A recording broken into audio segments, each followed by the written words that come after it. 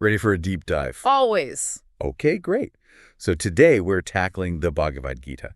Oh, It's a text that's, you know, absolutely packed with insights on action, duty, the path to liberation. right. We are going to unpack its core teachings and see how they're surprisingly relevant to your life today. Yeah.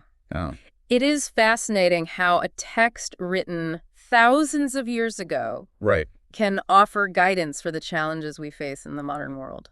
Imagine this. Mm-hmm. You're on an ancient Indian battlefield. Okay. Chariots are clashing, the air is thick with tension.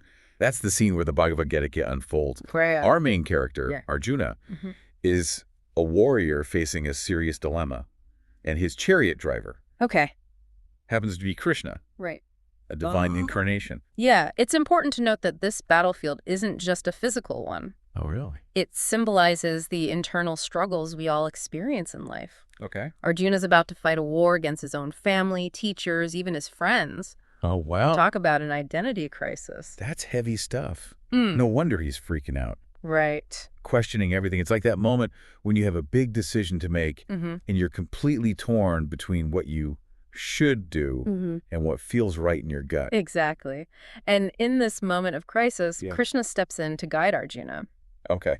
What's amazing about the Gita is that it acknowledges how even gods and demons struggled to grasp its depth. Wow. It's a text that invites you to think deeply and grapple with life's big questions. So it's not just a book of ancient commandments. Not at all. It's a dialogue. A conversation between two very different perspectives, trying to find meaning and purpose. Interesting. And one of the core concepts Krishna introduces is the idea of the true self. Okay, so what does that even mean? Do we all have a true self hiding somewhere beneath the surface? That's what the Gita explores. Okay. It presents this radical notion that the soul, Yeah? your true self, is eternal and unchanging. Okay. It's like changing clothes. The soul simply moves from one body to another. So this physical form, Yeah, our bodies, they're just temporary outfits for our eternal essence. right. It's a pretty profound concept to wrap your head around. It is, and it has huge implications. Yeah. If our essence is eternal and separate from our physical bodies, Yeah. how does that change the way we approach death? Right. Or even our relationships with others? That's a really interesting question. It makes you think about life and death in a whole new light. Yeah. But how does this knowledge of the true self help us deal with everyday life, the day-to-day anxieties and struggles? Think of it this way. If you identify solely with your physical self, Okay. with its limitations Yeah. and inevitable decline, Mm-hmm. then anxieties and struggles feel all-consuming. Right. But if your true self is this eternal, unchanging essence, Okay. then those everyday challenges become less about you and Yeah. more about the temporary circumstances you're navigating. So it's like finding a place of stillness within yourself, even when everything around you feels chaotic. Exactly. The Gita's wisdom helps us detach from the drama of our thoughts and emotions. Okay. It doesn't mean we become indifferent Right. or emotionless, but we recognize that those things aren't the entirety of who we are. Now, speaking of not being defined by our thoughts and emotions, Mm-hmm. the Gita talks about these three forces called gunas. Right. What's that all about? Imagine the guna sattva, rajas, and tamas Okay. as underlying forces that influence our thoughts, actions, and perceptions of the world. Mhm. They're like different lenses we see the world through. Okay, so tell us about these lenses. What makes each one unique?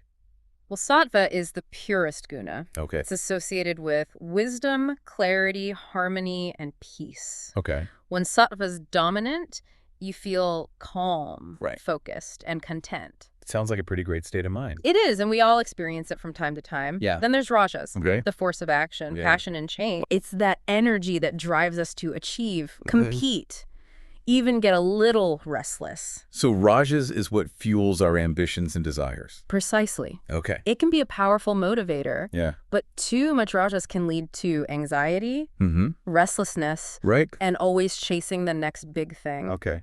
And finally, we have tamas, Okay. characterized by inertia, ignorance, and darkness. Darkness. That sounds a little ominous. It can be. Okay. Think of tamas as the force that keeps us stuck, Mm-hmm. whether it's procrastination, Right. negativity, or just a general lack of motivation. Okay. Now, the interesting thing is, Yeah. these three gunas are always interacting within us. So it's like a cosmic dance-off happening within our minds all the time. Exactly. And the Gita suggests that by becoming aware of which guna is most prominent at any given moment, Okay. we can make more conscious choices.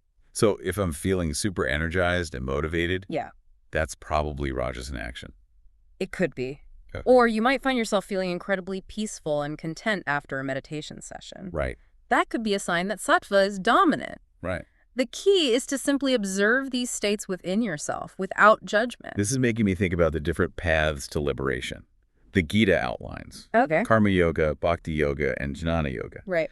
Are these paths related to the gunas in some way? That's a great observation. Okay. The paths to liberation, while interconnected, can resonate with us differently depending on which gunas are most dominant in our personality. So tell us more about these paths. Okay. What are their core principles? We've touched upon karma yoga, the path of selfless action. Okay. It encourages us to act without attachment to the results, doing what's right simply because it's right. Okay. Bhakti yoga is the path of devotion, Okay. surrendering to the divine through love and surrender. So if someone's naturally drawn to service Right. and feels fulfilled by helping others, Mm-hmm. karma yoga might resonate strongly. Exactly. Okay. And someone deeply devoted to a personal god might find solace and direction in bhakti yoga. Great. Then there's jnana yoga, Okay. the path of knowledge and self-realization. Okay. It emphasizes understanding the true nature of reality through introspection and contemplation. So a seeker who loves to delve into existential questions might find themselves drawn to jnana yoga. Precisely. And what's fascinating is that the Gita doesn't present these paths as mutually exclusive. In fact, Yeah. elements of each can enhance our understanding and practice of the others. Okay. It's like weaving a tapestry using different threads. Each thread is essential to create a complete and beautiful picture. That's a beautiful analogy. Thank you. And speaking of impactful imagery, Yes. the Gita also talks about this incredible vision of Krishna's universal form. Mm-hmm. What's the significance of that? It's a pivotal moment in the Gita. Okay. Imagine witnessing the entire universe Wow. in all its glory and terror, Yeah. contained within a single being. Wow. This is what Krishna reveals to Arjuna, a glimpse into the all-encompassing nature of the divine. Wow, that must have been an intense experience. I can't even imagine. Why show Arjuna something so overwhelming? It was a powerful lesson in humility and perspective. Right. Imagine confronting the vastness of existence, Yeah. realizing that your worries and anxieties are but a tiny speck in the grand scheme of things. So it's about expanding our awareness beyond our limited ego-driven perspectives. Exactly. It's a call to surrender to something larger than ourselves. Yeah. To trust in the divine intelligence that governs the universe. Which brings us to this concept of surrender, Right. a word that can often feel loaded or even misinterpreted. Yeah. What does true surrender look like in the context of the Bhagavad Gita? So surrender.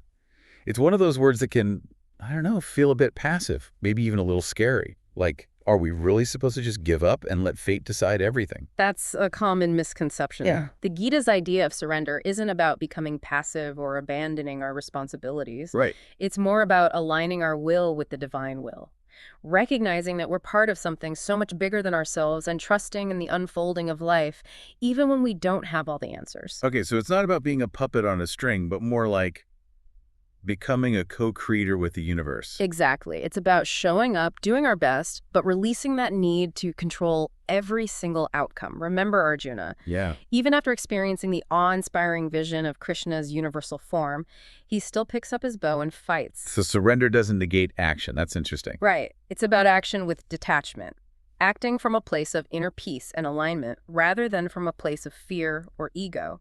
And this brings us back to that battlefield metaphor. If the Kurukshetra war symbolizes our own internal struggles, who or what are we battling within ourselves? That's a powerful question. Hmm.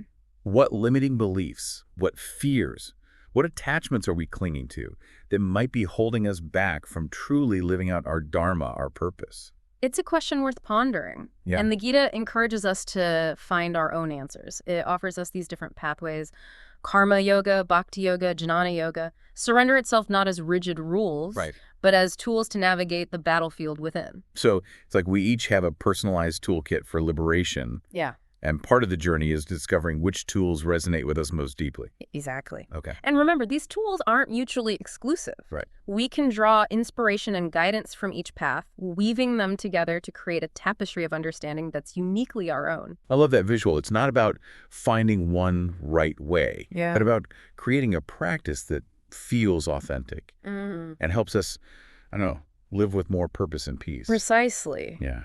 And as we deepen our understanding of these teachings, we begin to see their relevance everywhere. Yeah. The Gita's wisdom isn't confined to ancient India. Right. It's a living, breathing philosophy that we can apply to our modern lives. Well, this deep dive has certainly given me a lot to think about. Good. It's amazing how a text written thousands of years ago can still feel so relevant, so insightful. It speaks to the enduring power of truth and wisdom, wouldn't you say? Absolutely. So as we wrap up our exploration of the Bhagavad Gita, we invite you, our listener, to consider. What battles are you facing on your own internal Kurukshetra? What path resonates with you?